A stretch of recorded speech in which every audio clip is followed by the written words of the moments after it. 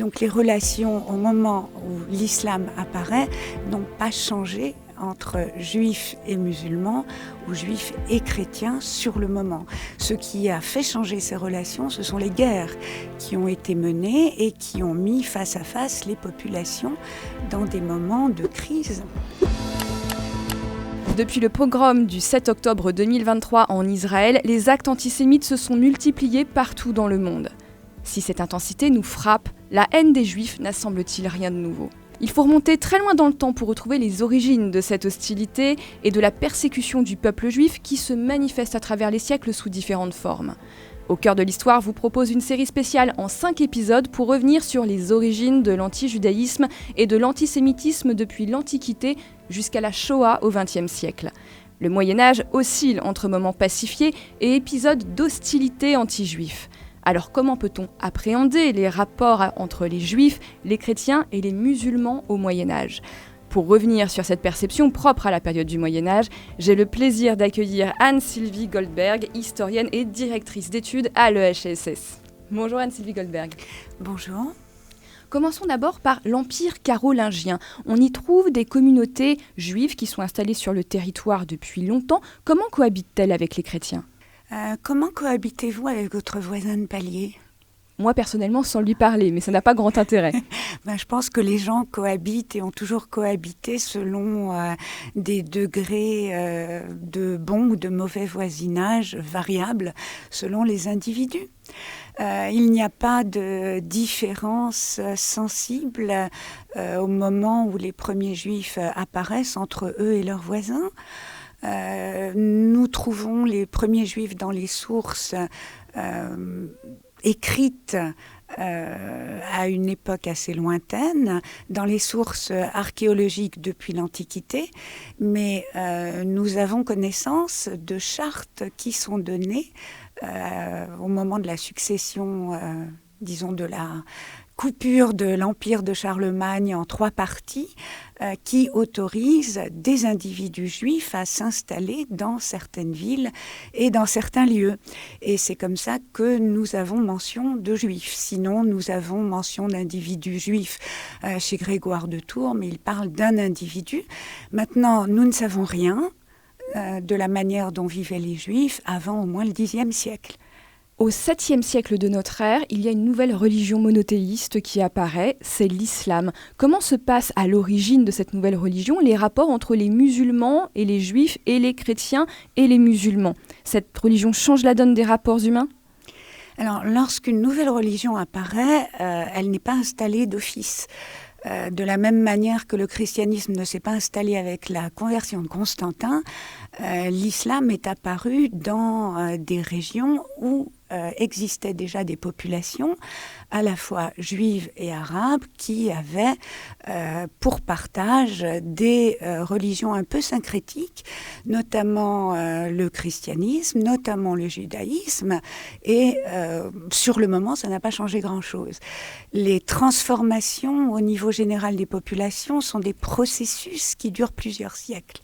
Donc les relations au moment où l'islam apparaît n'ont pas changé entre juifs et musulmans ou juifs et chrétiens sur le moment.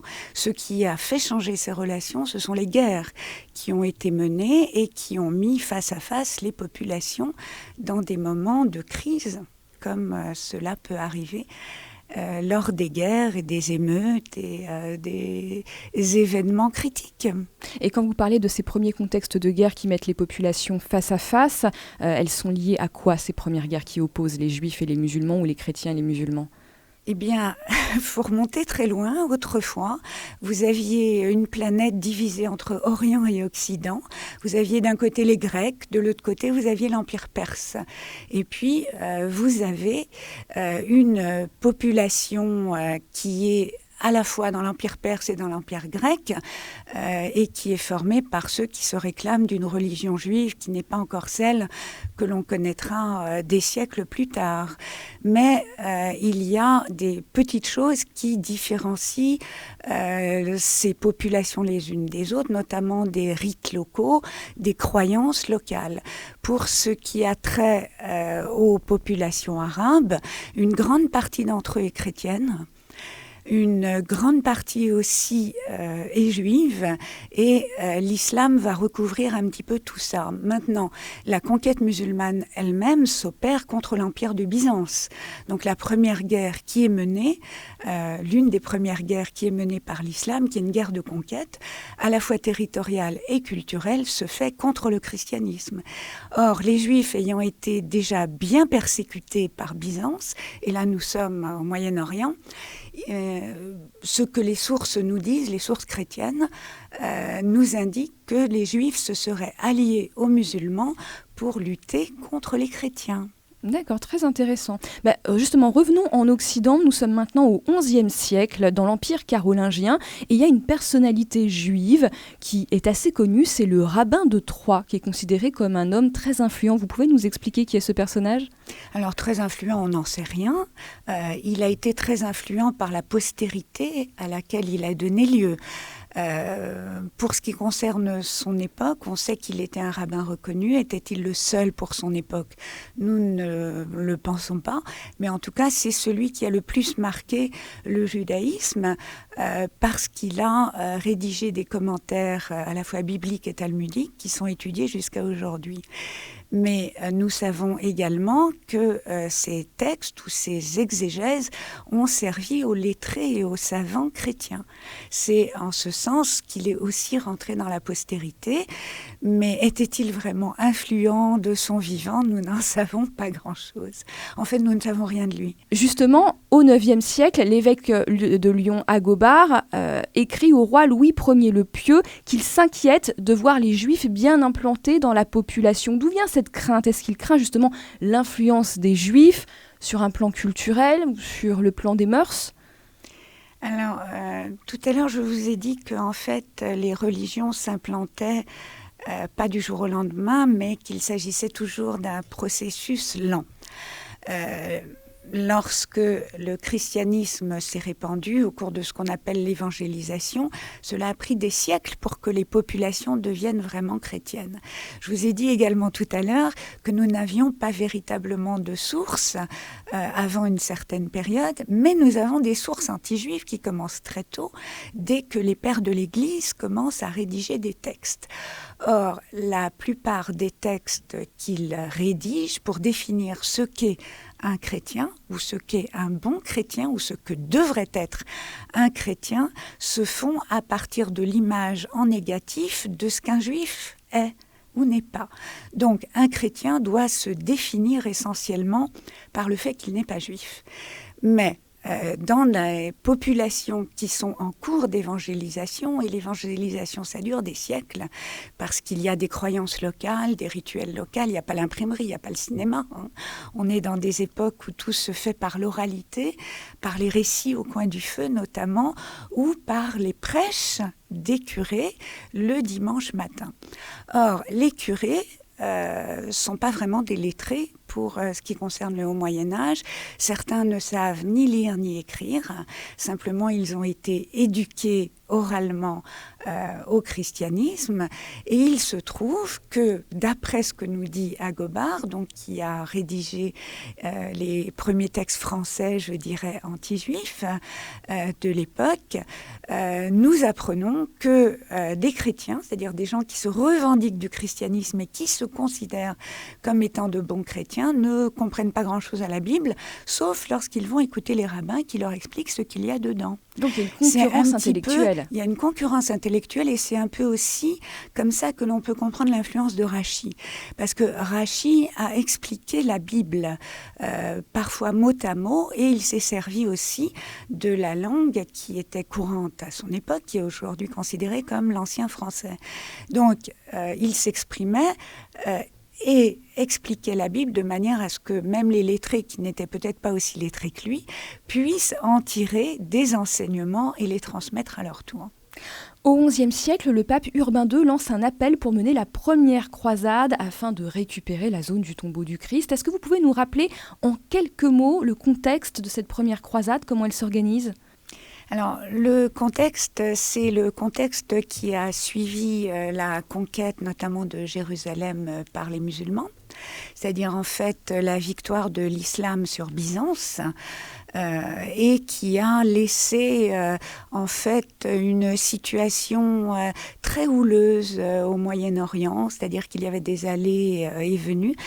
C'est une époque où les chrétiens ont déjà institué le pèlerinage sur ce qu'on appelle les lieux saints. Mais les musulmans ont tendance à cette époque à demander des rançons, à saisir les pèlerins en captif. C'est une période difficile pour les chrétiens depuis que l'islam a conquis le Moyen-Orient. Le contexte, enfin en tout cas ce qui est dit par le pape Urbain, c'est que les musulmans mettent à mal le Saint-Sépulcre. Or, en fait, d'après ce que nous savons, nous n'étions pas vraiment sur place, mais d'après ce que les sources nous disent, les lieux saints chrétiens étaient protégés. Mais d'après Urbain et l'appel à la croisade, les lieux saints chrétiens étaient en passe d'être profanés par les musulmans. Et donc, il appelle à la croisade. Maintenant, il y a d'autres explications à cet appel à la croisade. Il y a des explications économiques et des explications sociales qui sont données par les historiens. Mais ce qu'on retiendra surtout, c'est le grand pèlerinage, parce que ça s'appelait un pèlerinage, la croisade avant tout, qui a amené des populations entières à quitter l'Europe. Et les croisades se sont étendues sur des siècles. L'appel à la croisade, c'est l'appel à la première croisade. Mais ensuite, les croisades se sont succédées les unes à la suite des autres. Ça a donné lieu à des romans épiques, d'ailleurs, qui font partie du patrimoine folklorique, mythique européen. Et qu'en est-il des Juifs pendant la première croisade? Est-ce qu'ils participent à la croisade? Est-ce qu'ils cherchent à défendre leur propre lieu saint à Jérusalem? Alors, des lieux saints, les Juifs n'en avaient plus à Jérusalem, puisqu'ils avaient été détruits, enfin le temple avait été détruit en 70, lors de la première grande révolte. Ensuite, un siècle et demi après, faisant suite à la seconde grande révolte des Juifs contre les Romains, on leur avait interdit de résider à Jérusalem. La ville avait été complètement arasée, on lui avait enlevé son nom de Jérusalem, et dans les sources, ni dans les cartes d'ailleurs, le nom n'existait plus. Le nom Jérusalem n'existait que dans les textes saints juifs et chrétiens. Mais à l'époque de la conquête musulmane, le nom était tombé complètement en désuétude. C'était Ilia, qui s'appelait Jérusalem et qui se trouvait sur les cartes. Donc des lieux saints, les Juifs n'en avaient pas. Ils n'en ont jamais eu d'ailleurs depuis. C'est quelque chose qui est complètement étranger à cette forme de judaïsme qui a perduré jusque pratiquement, je dirais, l'époque moderne ou contemporaine. Maintenant, participer à la croisade, à quel titre ? Alors qu'ils étaient les ennemis du christianisme, comment se seraient-ils joints à la croisade? Ce n'est pas vraiment imaginable. Mais ils étaient a priori les premières victimes potentielles des croisés qui se rendaient en Terre Sainte, puisqu'ils étaient considérés comme les avant-postes des infidèles qui se trouvaient en Palestine. Alors, pour les terres directement françaises, il n'y a pas eu d'incidence de la croisade. Par contre, les croisés ont infligé des massacres le long des rives du Rhin et il y a des communautés entières qui ont été décimées lors de ce premier passage et qui se sont reconstruites après. Au XIIe siècle, on voit apparaître tout un tas de mythes qui accusent les Juifs de faire des choses criminelles, d'avoir des rites criminels. D'où viennent-ils? Quelles sont ces histoires ? Alors, la première accusation de meurtre rituel ou de crime rituel, selon le terme que vous choisirez, remonte en fait à l'Antiquité, parce que la première fois que l'on en trouve mention, c'est à l'époque de Flavius Joseph, qui lui-même cite un auteur égyptien qui parlerait d'un cas de meurtre rituel. Comment cette idée de meurtre rituel a traversé les siècles, nous n'en savons rien. Cela ressort effectivement au XIIe siècle, lorsque vous mentionnez ce crime, enfin cette accusation de crime rituel, dans laquelle il serait fait état d'un assassinat d'enfants, ou plutôt de percement d'enfants, de manière à retirer son sang qui pourrait servir à la confection des pains azimes consommés par les Juifs lors de la Pâque juive. Or, c'est une accusation qui est très étrange, parce que les Juifs ont l'interdit absolu, systématique, depuis l'époque biblique, de consommer toute chair humaine ou animale, bon, chair humaine, cela va sans dire, mais animale qui contiendrait la moindre trace de sang. Donc, en fait, il s'agit là d'une accusation, alors qui peut rappeler le cannibalisme ou l'anthropophagie, qui ont sévi très très longtemps dans les sociétés, mais pas dans les sociétés juives. Donc, c'est une accusation qui apparaît par inversion. C'est quelque chose que l'on retrouve souvent dans les accusations xénophobiques ou racistes. On projette sur l'autre soit ce qu'on fait soi-même, soit ce qu'on pense qui ne doit pas être fait. Donc pour les rendre monstrueux d'une certaine manière. C'est une manière de les diaboliser. Or, ce qui se passe justement à partir, mais surtout à partir du Concile de Latran, qui est en 1215, il y a un processus qui consiste à vouloir faire sortir les Juifs de la société chrétienne, parce que nous sommes à un moment où la société chrétienne se consolide.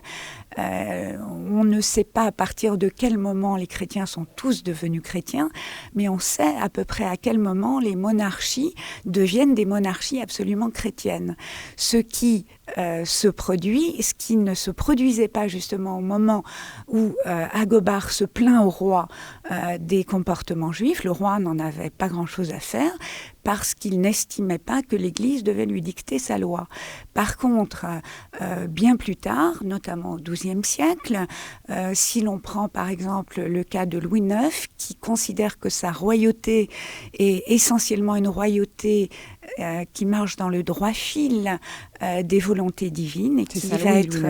Oui, et qui va être pratiquement le seul à suivre les consignes données par le Concile de Latran.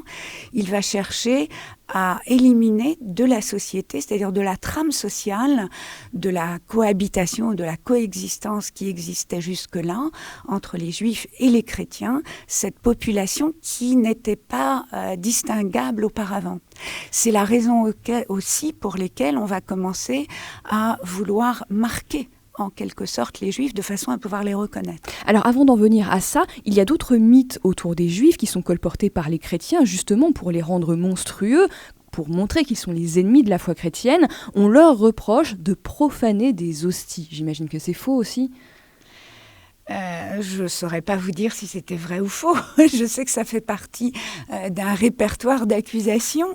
Maintenant, les Juifs l'auraient-ils fait ou pas, je n'en sais rien. Mais ce n'est pas par le fait que l'on trouve ce type d'accusation que cela doit signifier une réalité quelconque.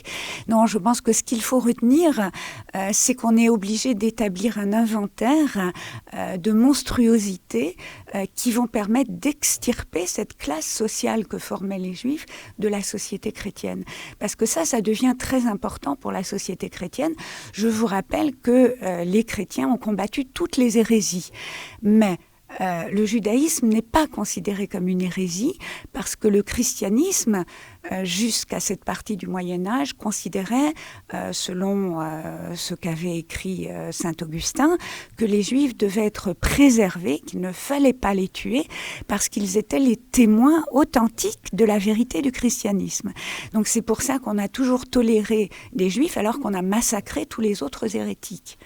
Mais il y a un moment, justement, qui coïncide ou qui succède à l'appel à la croisade, parce que l'appel à la croisade a transformé l'idée que les chrétiens pouvaient mener des guerres au sens de guerre juste. Dans l'idée chrétienne, on ne doit pas tuer. tuer est un acte criminel. Mais avec l'idée que l'on peut accomplir une guerre juste, on a le droit de tuer. Évidemment. Et du coup, ça va transformer également, petit à petit et progressivement, le regard et les attitudes que l'on va porter sur les Juifs. Donc une fois qu'on a montré que le Juif est monstrueux, qu'il a des pratiques terribles, il va falloir qu'on le reconnaisse dans la société. C'est là qu'on commence à le caricaturer comme étant petit, portant des chapeaux pointus, avec un nez crochu. Comment apparaissent ces caricatures avec ces clichés autour du Juif ? Alors justement, ce qui est curieux et ce que les spécialistes de l'iconographie ont montré, c'est qu'en fait les caricatures précèdent largement ce que l'on va trouver plus tard dans les sources. C'est-à-dire que dans une société où c'est l'oralité qui prime, où ne circulent que des manuscrits enluminés, mais qui sont destinés à une frange très très limitée de la population, on va marquer les Juifs dans l'iconographie avant qu'ils ne le soient dans la société. Et donc les caricatures au sens nez crochu qu'on va voir réapparaître au XXe siècle, chapeau pointu qui n'est pas encore entré dans les mœurs, ça apparaît d'abord dans les manuscrits qui montrent où sont les Juifs. Et donc le processus est un peu inverse. C'est-à-dire qu'on va voir que c'est finalement l'image qui va finalement définir les actes, alors qu'on aurait pu penser a priori que c'est le contraire. Donc ces images vont former un stéréotype du Juif qui ne marche pas si bien que ça, puisqu'on n'arrive pas encore à le reconnaître dans la société. Et c'est là qu'il faut le marquer pour qu'il soit perçu. Je pense évidemment à Saint Louis qui impose le port de la rouelle. Vous pouvez nous expliquer tout ça ? C'est une rouelle dont on peut se dispenser. Ce qui distingue justement... Alors rappelez-nous exactement physiquement la rouelle, à quoi ça ressemble. Alors la rouelle, c'est un cercle d'étoffe jaune que les Juifs devaient, d'après le Concile de Latran, porter sur leurs vêtements. Alors, on trouve ces marques distinctives dans tous les pays d'Europe. Les couleurs sont différentes selon les choix locaux. Mais ce qui distingue fondamentalement l'idée de ce marquage des Juifs au Moyen-Âge, de l'idée du marquage des Juifs par l'étoile jaune au cours du XXe siècle, c'est que cette rouelle est amovible. On peut s'en dispenser. On peut racheter en payant une taxe, par exemple, le droit de la porter, ou on peut tout simplement ne pas la mettre. Donc ça n'a rien à voir avec un marquage de type animalier que l'on ferait et qui serait indélébile. D'ailleurs, on a des sources même bien plus tardives, juives, de gens qui disent que, oui, alors je pense à une source en particulier sur laquelle moi-même j'ai travaillé, qui disait que en fait, oui, il porte le vêtement, c'est un Italien qui raconte ça. Là-bas, la marque distinctive, c'est une étoffe rouge. Et il dit qu'il le met quand il doit voyager de ville en ville, de manière à ce qu'il soit préservé des attaques des brigands, parce que cet habit le protège. Donc, on pense marquage, mais en même temps, on a en tête une série de signes distinctifs nazis qui ne sont pas du tout ceux qui étaient en vigueur au Moyen-Âge. D'ailleurs, au Moyen-Âge, les Juifs vont aussi exercer un certain nombre de professions que les chrétiens ne font pas. Je pense notamment à la profession d'usurier, c'est-à-dire en quelque sorte l'ancêtre de la banque. Pourquoi cette distinction ? Pourquoi ce métier pour les Juifs ? Alors, ce n'est pas un métier pour les Juifs. Au Moyen-Âge, les Juifs exercent tous les métiers possibles et imaginables. Mais faisant suite justement à ce fameux concile de Latran, on va réduire l'accès aux professions, l'accès aux métiers, l'accès aux armes progressivement, de manière à les dégrader dans la société. C'est-à-dire qu'à partir du moment où vous exercez un métier qui est reconnu, vous faites partie d'une couche sociale bien définie dans la société du Moyen-Âge. Lorsqu'on vous retire le droit d'exercer tel ou tel métier, on vous dégrade socialement. Et donc, en parallèle à la diabolisation des Juifs, il y a eu aussi ce processus de discrimination qui a fait que petit à petit, on a interdit aux Juifs d'exercer toute une série de métiers. Maintenant, pourquoi le terme d'usurier ? Il se trouve que le terme d'usurier, alors, qui n'est pas l'ancêtre de la banque réellement, parce qu'il y avait des banques, il y avait des banquiers, mais le terme d'usurier est arrangé au nom des péchés fondamentaux honnis par l'Église. Et donc, c'est un marquage symbolique supplémentaire. C'est-à-dire prêté avec de l'usure, c'est-à-dire avec un pourcentage d'intérêt. Oui, absolument. Alors, Finalement, les Juifs ont été largement stigmatisés pendant une partie du Moyen-Âge, mis à la marge de la société pour les différencier des chrétiens. Et au final, à la fin du XIIIe siècle, on voit que les Juifs vont être expulsés d'Angleterre, puis de France, puis d'Espagne à la fin de la Reconquista. Qu'est-ce qui justifie pour tous ces royaumes qui sont chrétiens le fait de vouloir expulser les Juifs ? Ça va de pair avec le processus de christianisation que j'ai évoqué. C'est pas pour rien qu'Isabelle se faisait appeler et rester dans les sources Isabelle la catholique. C'est-à-dire que plus l'Église devient forte dans les instances du pouvoir, des pouvoirs royaux, plus la place des Juifs est compromise au sein de ces sociétés.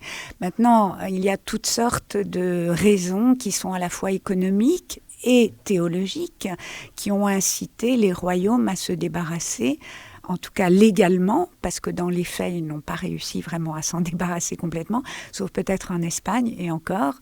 Mais légalement, les royaumes se considèrent comme étant essentiellement catholiques ou chrétiens ou protestants, peu importe, mais ne tolérant aucune autre population qui ne soit pas chrétienne. C'est aussi une des particularités de la survie des Juifs en fait au cours de l'histoire, c'est que c'est la seule population non chrétienne qui a toujours été tolérée dans les pays chrétiens.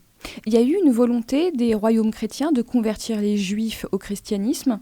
Toujours, à tout moment, depuis les débuts du christianisme. Ça se fait par des politiques massives, je pense notamment à la Reconquista en Espagne. Il y a eu une volonté de dire soit vous vous convertissez, soit vous partez. Alors, c'est absolument le deal qui leur a été posé. D'où ensuite tous les problèmes qui se sont posés avec ceux que l'on a considérés comme n'étant pas des vrais convertis, ceux qu'on a par la suite appelés les maranes, par exemple. En fait, les chrétiens ont toujours voulu convertir les Juifs, et c'est d'autant plus important que ce n'est qu'avec la conversion finale de tous les Juifs que se déroulera la rédemption finale de toute l'humanité. Les premiers seront les derniers. Merci beaucoup Sylviane Goldberg pour cet entretien passionnant qui nous permet de bien comprendre les origines de l'antijudaïsme au Moyen-Âge. Je rappelle que votre dernier ouvrage, Histoire juive de la France, est paru aux éditions Albin Michel.